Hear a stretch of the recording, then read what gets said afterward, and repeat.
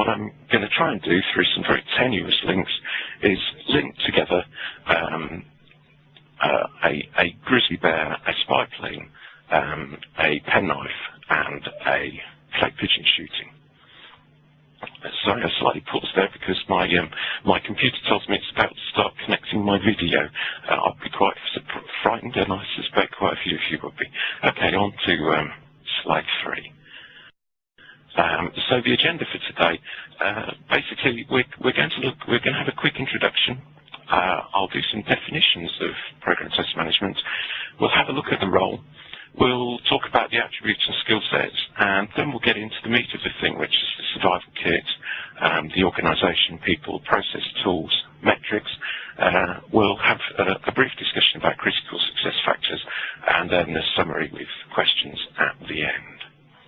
It should take about 25 minutes. Okay, so why program test management?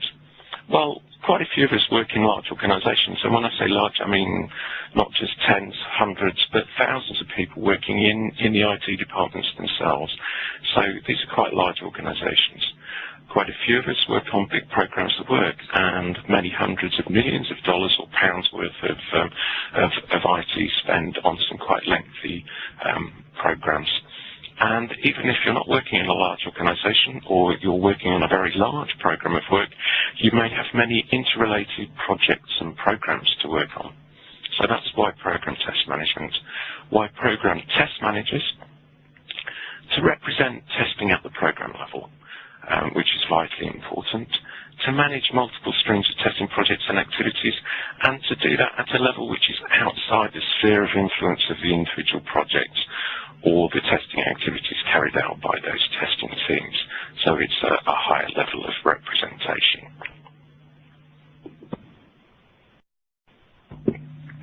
Okay, moving on to slide 5, definition. So I'd like to give you a definition to help us understand what program test management is. We'll build up a definition. So my definition of test management will be the direct management of testing activities, and that would cover planning, analysis, design, preparation, execution, validation, and reporting. Now, this is method independent. It's not. Some of you may be working on ISTQB or ISEB or other standards or glossaries. You may wish to differ. I'm not trying to produce a definitive view of what test management is, or say this is how test management is done in agile or structured or an iterative way. I'm just trying to say this is a view of test management to help us understand what a program test manager might be. Okay. So if we move on to slide 6, definition of program management. I had a little more trouble. Obviously, as a test manager, I have an understanding of what test management is. But as for program management, I went off to the internet, and I found the Association for Project Managers website, and they had a definition for a program. And it was described as a broad effort encompassing a number of projects and or functional activities with a common purpose. Well, that sounded quite woolly to me. I couldn't find a definition for program management, so I devised a definition for program management, which I took to mean the management of multiple streams of development activities, including testing, each with their own teams carrying out detailed planning, management, and execution activities. Okay, so moving on, I then had a go at defining what program test management was to me. So I believe program test management to be the management of multiple streams of testing, each with their own test management in place, which is responsible for detailed planning, management, and control activities. I hope you're all agreeing with me here.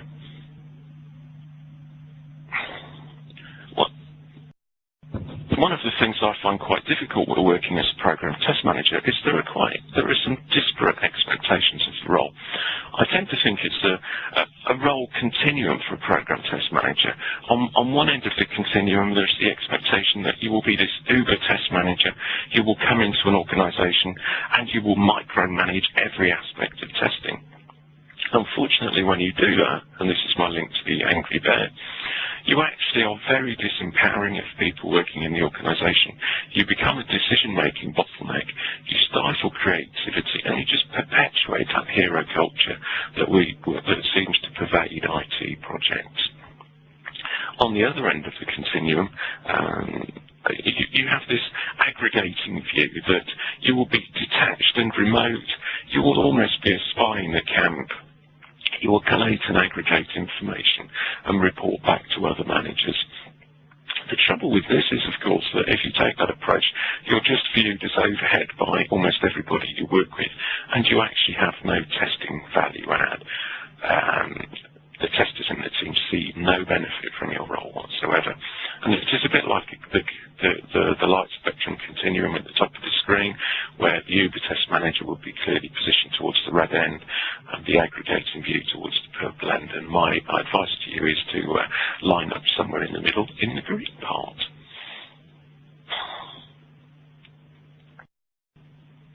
The ideal role responsibilities for a program test manager. It's an interesting discussion. According to my definition, if program test managers are not responsible for managing testing activities, that's what we have test managers for. So what actually are program test managers responsible for if they're not managing testing? Well, responsibilities do vary from program to program, but the key responsibilities are that of testing oversight. And by oversight, I mean actually looking at testing across the life cycle, all of the testing activities going on. And that isn't just watching people do testing, that is understanding how they're doing it, that is talking to them, that is trying to advise and guide and support where you can. But it is reading all of the reports and actually understanding the detail of what is going on, but not actually managing and controlling that activity. The responsibilities are also analogous to those of program managers, so we'll talk later about what program managers do. You're looking for gaps across the program. You're looking for testing gaps. You're also getting the development groups to work together with the testers. We'll talk a little about that later. And you're defining and managing the program testing approach.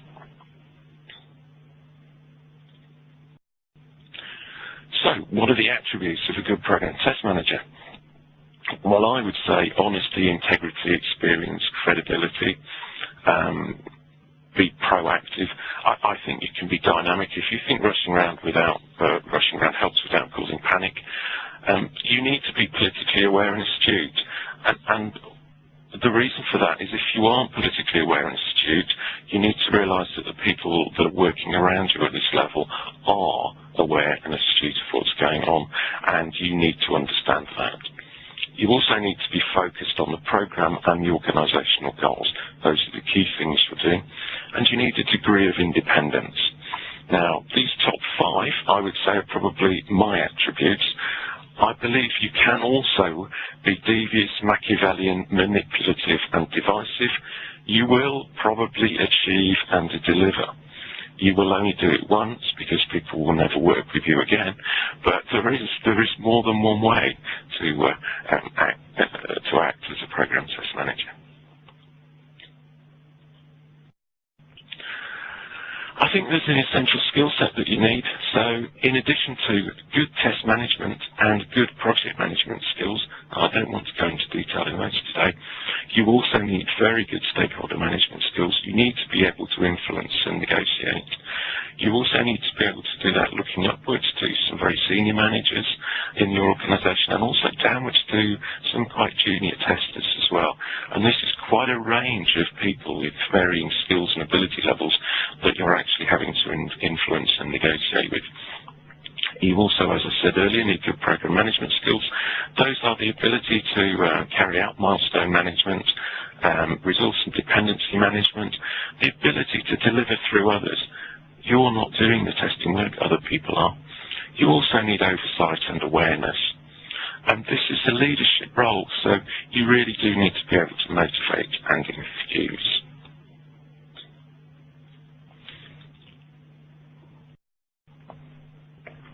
I want to spend the second half of the talk focusing on the survival toolkit.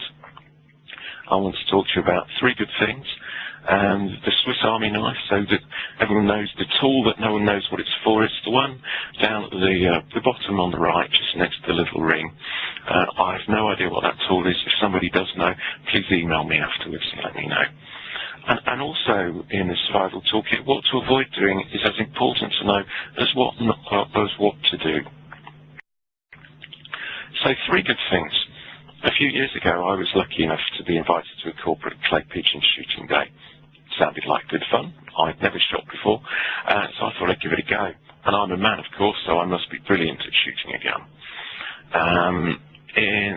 In the morning, we had a practice at 6 disciplines, and I'd never actually shot a gun before, and this was an over and under double-barrel shotgun. So I was put in the absolute beginner's group, and I was hopeless. I couldn't hit anything, and it was quite embarrassing. The coach, though, was very good. He had a look at what I was doing, and for each discipline, he just told me 3 simple things that I could relate to that would help me. In the afternoon, we went out and we had the competition. I won the individual competition with the highest score and 2 perfect 6s. I think I scored from memory 22 out of 30, so I actually did fairly well. And that got me to thinking about 3 good things. If only we could do that for software testing. The other thing was that the coach was actually the coach to the current, or at time, Olympic and world champion clay pigeon shooter. So he did actually know a little bit about clay pigeon shooting. So what follows is my attempt to apply 3 good things to program test management in the world of software testing. Firstly, let's look at organisation. And I've defined here good practice and anti-practice on the following slides. I must admit I presented this about 6 months ago, and I can't imagine why, but I wrote down on the slides best practice. I'm good enough to know that this isn't best practice. This is just good practice. And also, it's my personal recommendations for good practice based on my experience of performing the role. So, in terms of organisations, good practice. Define clear test organisation structure with matrix relationships for your program. A clear test organisation structure will help everyone know what they're doing. Matrix relationships mean that you're not actually having to manage all of the different things, but you do have links into them. They will matrix into you for its delivery responsibility. Clear and agreed interface with stakeholders and sponsors. This is actually vital. I've worked on several programs where you'll come in the morning and people aren't doing what you thought they were doing, and the reason for that is because a very senior stakeholder has turned up and asked them to do something different. It completely blows the plan out of the water and wrecks many days of work, but because they're important, people get on with things. You need a clear and agreed interface with these people so that they understand what their role is on the program and that you can help them to perform their role.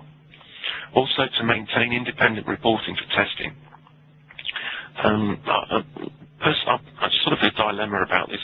I still believe at this level of program management, program test management, that an independence of test reporting line is essential.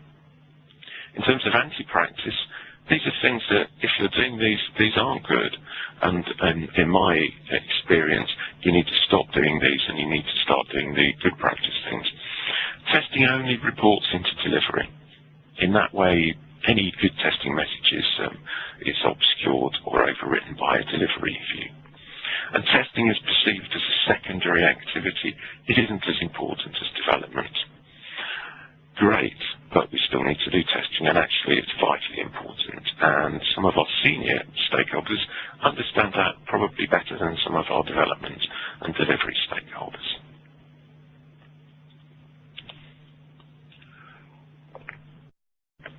Moving on to people, in terms of good practice, ideally you want people who want to be testers. I ran a testing team a few years ago, and I had someone in the team who was seconded from development, and every day he let everybody know that he didn't want to be in this team and he thought this was a waste of his time. It was the best day when I actually helped that person back into a development team, and the team then felt much happier and got on with what they were doing in a far better way. You want people in your team who want to be testers. If people don't want to be testers, help them to find the right role. Identify your best people and give them the right opportunities. How often is it that we come across people, say at conferences or seminars, and you say, oh, it's great that you're here, and they say, yes, it was my turn to come. What I mean by this is, this isn't about your turn to do something. This is about the people who work the hardest, do the best for you, get the best opportunities. This motivates them, and this also encourages people who don't, that they see that through effort they will get reward. This is, and I believe that's a really good way to develop your team. Also create a collaborative environment to share test knowledge and experience. I'm a member of a UK testing group called the Testing Retreat, and there's about 10 or 15 people get together once a year and have their own testing seminar and talk about the things they want to talk about rather than the conferences. And the retreat is actually run through an online forum. It's a fantastic collaborative environment. We share information, and it's great. We share knowledge and experience. I really encourage people to do that in their own organisations. You might know what the person sitting next to you is doing, but it's unlikely that you'll know what the person sitting 3 desks away is doing, or even in another building or another country. In terms of anti-practice for people, unclear testing roles really do not help people perform testing well. And a lack of training in it and investment in testers is another signal that people aren't being treated well. It's very common for developers to get lots of training for the latest and newest tools, but testers don't. We do need to redress that balance. Moving on to process, good practice for process, and I know I got into an argument with Michael Bolton in a bar at the EuroSTAR conference. I've said the word process, so especially for Michael Bolton, here's the word process again and again and again. In terms of process, good practice, align development and testing activities. And I do mean that. It's so common now that across large programs that we would have structured, iterative, and agile development approaches being carried out. You really need to review your testing activities and ensure that they actually align with the approaches that your developers are taking. We need consistent processes. We need, and I mean standards, methods, and approach. What I mean by consistent is that if you're working across a large program topography, you need to make sure that people in those different areas are actually doing the same things. They are in the same way. Otherwise, you will not be getting comparative information from your program coming back up to you. So consistent process is a key. And those processes need to be fit for purpose. They need to be flexible, though. You cannot impose rigid process across a large organisation like this, and they need to be effective. So yes, fit for purpose, they need to do what they say they do, but they also need to do it well. So you should have a notion that you should be reviewing your processes, making sure that they're working well, if not that you're improving them, and that they're flexible, that you can change them if required. In terms of anti-practice, I see this a lot, testing in silos, unit testing, system testing, SIT, UAT, OAT, etc. People are very happy to test in the silos. If only projects happened in silos, it would be brilliant. And also the use of quality police to make sure that you are doing the right things at the right time and enforcing quality.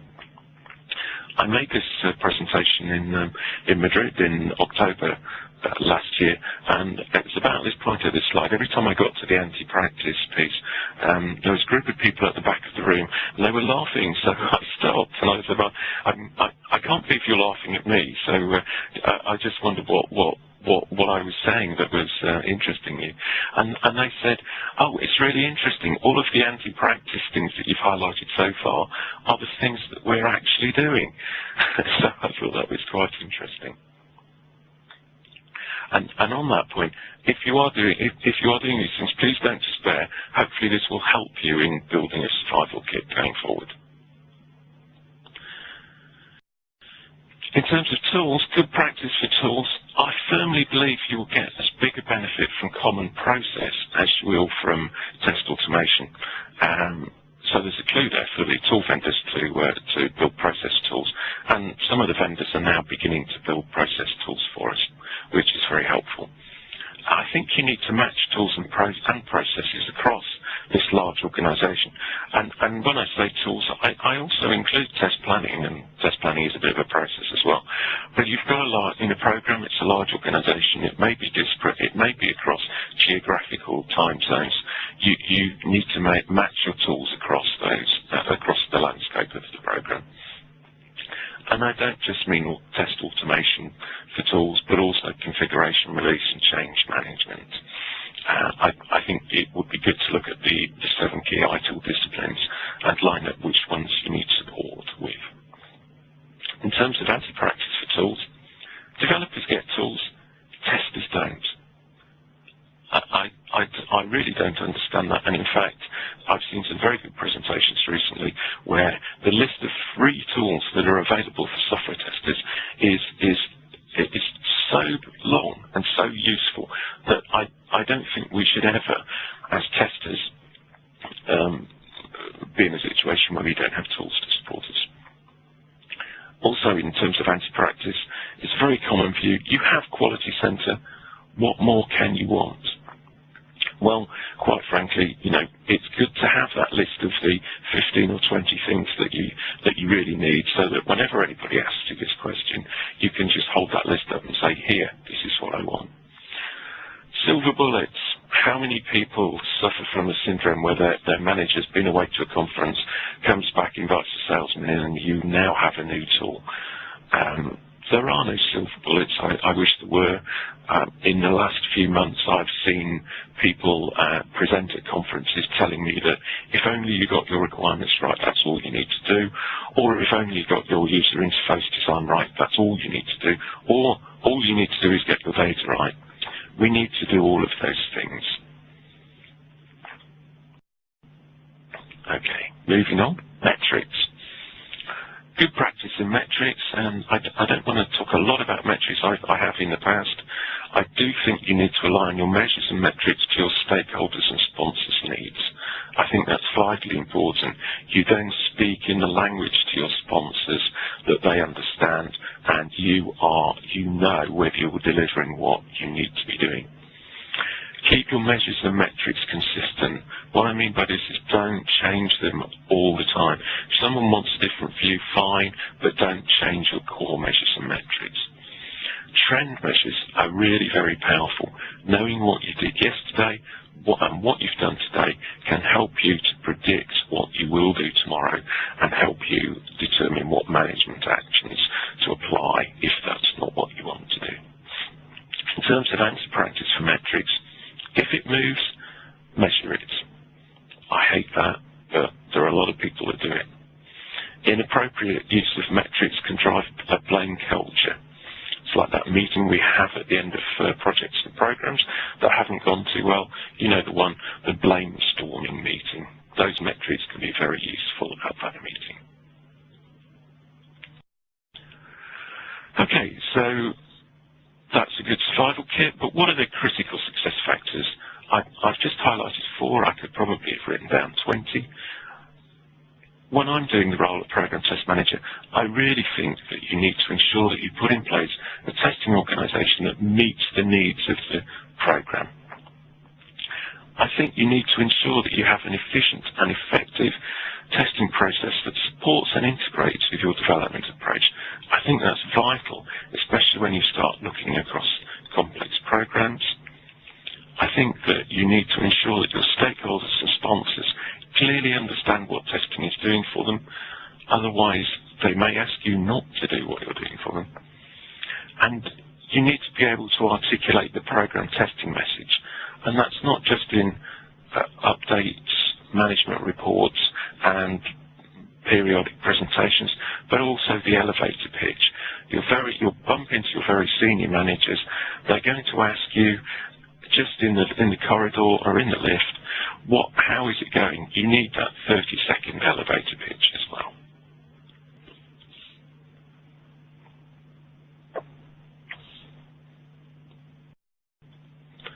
Okay, so that's been our half-hour tour through Program Test Management, Survival Kit. So in terms of summary, I've attempted, I think I've defined the term program test management, the management of many streams of testing delivered by others.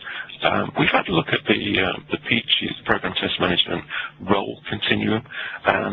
We've looked at the responsibilities, attributes and skills required. We've worked through a model for program test management. That's my model. I hope that's helpful for you. And I've identified some critical success factors. We're going to go on and take some questions, but I think first Kevin has a poll for us to put up. So, for the 106 people who are still left, do you think that the information in this webinar will benefit you in your everyday work? Yes, no, or no? Gosh.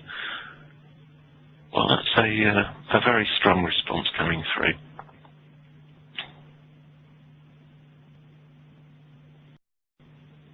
Okay, so thank you very much for the poll and the feedback. Kevin? Yeah, so if we'd like to move to questions, I think Kevin's driving a chat window, so I think if you can submit some questions, I'll try and answer them the best that I can.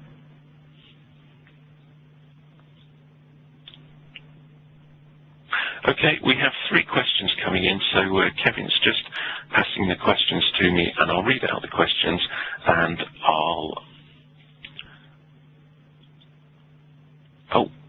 I'm going into the managed window now. Okay, I'm just opening up the window, and all right, let me pick up the first question. Program test strategy, how can we standardize it? For example, my strategy is to use both test case-based testing and exploratory testing. All of us know exploratory testing lacks in planning, monitoring, etc. According to your definition of test management, can you elaborate it how you would manage all aspects of test management using both test approaches? I'm not quite going to duck the question, but I think I could have given a different definition of test management, sorry, the question is, yes, how can we standardize a program test strategy? I think a program test strategy will address the fact that you are carrying out exploratory testing in that team and you are delivering testing in this way. I don't think your program testing strategy is telling you how to do exploratory testing. I think it is just saying that that's the type of testing approach you are using at that part of the program, and this is how it interfaces with the other parts. Okay, I'll move on to the next question. Testing in silos. What if your development and testing, e.g. unit and system, is being done offshore? Sometimes this is unavoidable. Yes, I agree that's unavoidable. I think on a large program, I think it's probably more likely. What I mean by silos is really where you pass testing into the silo and then testing gets passed out of the silo and you don't hear anything else or don't have any communication either side of the silo.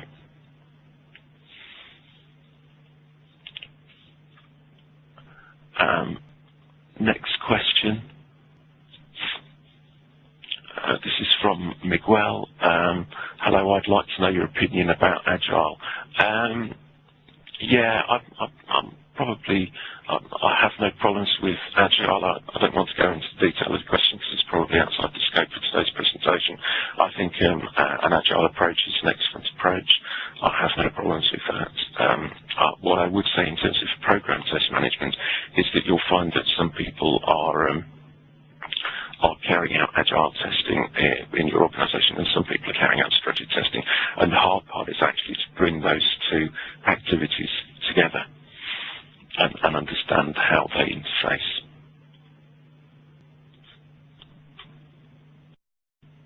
Okay, I think that's a subsequent question. I think we've had a poll. Another question. Actually, what about testing based on test plans and testing without test plans? What percentage for each would you recommend? I think this may relate to exploratory testing. I would not try and define before I started a program what type of testing might be appropriate for that program until I actually understood what the requirements for the program were. It would depend on what you're actually trying to do. Okay, moving on to the next question. Is it possible to get a handout of this presentation? I think Kevin has usefully put up the slide. You can see my contact details, and actually it's on the EuroSTAR webinar archive.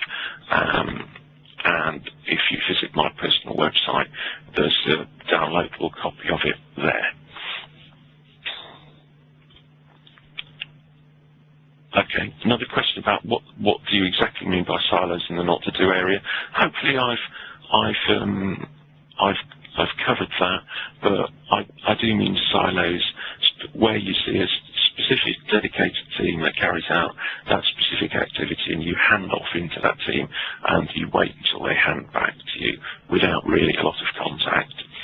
I don't think there's an issue with offshoring if you have regular contact and you actually drive offshoring or outsourcing as part of your development process. I think they can work quite well. I actually think that some exploratory testing can be outsourced quite comfortably, and especially with some of the work that people are doing now with crowdsourcing type approaches, I think they're equally viable. The next question I'll take is, can you expand further on no quality, please? What is your recommendation for quality assurance activities? Yeah, I'd rather not expand further on quality, please. What I meant by that remark was enforcing quality. I believe that quality assurance is the responsibility of everyone. I believe that we need to assure our processes as well as the products that we produce. But I do believe that if we have teams of people who go around just checking that other people have done what they should have done, that does induce quite a degree of resentment into our activities. And actually, we want to develop an environment where people actually want to do a good job and are ensuring that they are working their processes, they're efficient and effective, fit-for-purpose processes, they're working those correctly. I'll move on to the next question. I'm often asked how testing is going by seniors. I find that I want to run off a list of statistics but end up saying that things are going good, all right, or we need to test that area some more. How do you normally summarise such a conversation to a high-level interested party? Yes, I think you need to understand the audience that you're communicating with. What I do is, when I produce a pack of information about the program, firstly, as I said, I would ensure that it met the needs of the sponsors and stakeholders that gave them the information they were looking for. The other thing I'd do is, before I started to produce this, so I would sit down with those people and I would tell them what information they were going to get and what it actually meant. So I would be communicating that with them so that they had an idea of how things were going. At this level, you're probably communicating a very simplified RAG status at some point with some commentary as well. So I think, yes, you get some measures and metrics, but it's the commentary and the analysis that actually helps people understand what the information means. Okay, I'm going to move on to next question. What were the three things that the coach told you? That's an interesting question.